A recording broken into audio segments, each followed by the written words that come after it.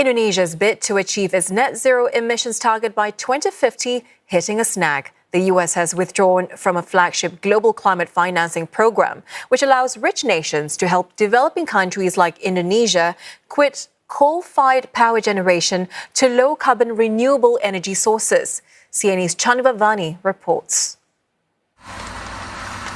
Ambitious deals between rich and developing countries to help the latter wean off coal.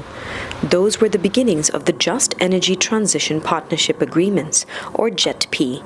For Indonesia, the JETP signed in 2022 is an agreement to mobilize $20 billion in public and private financing to support a nationwide just and sustainable energy transition.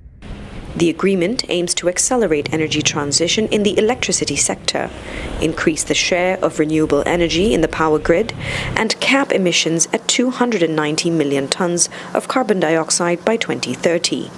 There's also the establishing of a goal to reach net zero emissions by 2050. These are lofty targets, but the withdrawal is hardly surprising.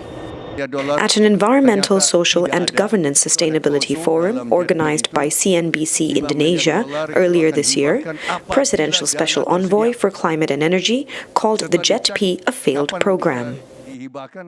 JETP itu gagal, program gagal. 2 tahun berjalan, tadi tidak $1 pun dikucurkan oleh pemerintah Amerika. Since then, Mr. Hashim has highlighted that the U.S. has only disbursed $112 million for JETP funding. And in the aftermath of the U.S.'s withdrawal, analysts say it's business as usual, it seems, for Indonesia. Very quickly after the United States left the JETP leadership, Germany stepped in to take that reign.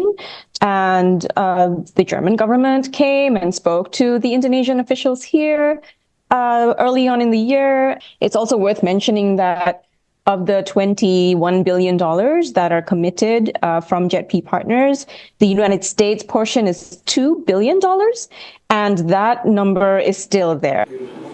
Indonesia's Ministry of Foreign Affairs has also emphasized that the JETP is just one platform among others that Indonesia is a part of.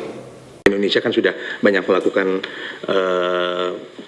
kerjasama dengan berbagai negara di bidang perubahan iklim, dan JETP hanyalah merupakan salah satu platform di mana keinginan Indonesia untuk bekerjasama tentang masalah transisi energi, climate change dengan negara-negara lain, dan tentu adanya dinamika di sebuah platform not necessarily akan berpengaruh terhadap platform lain, sehingga otomatis semua platform akan terhambat.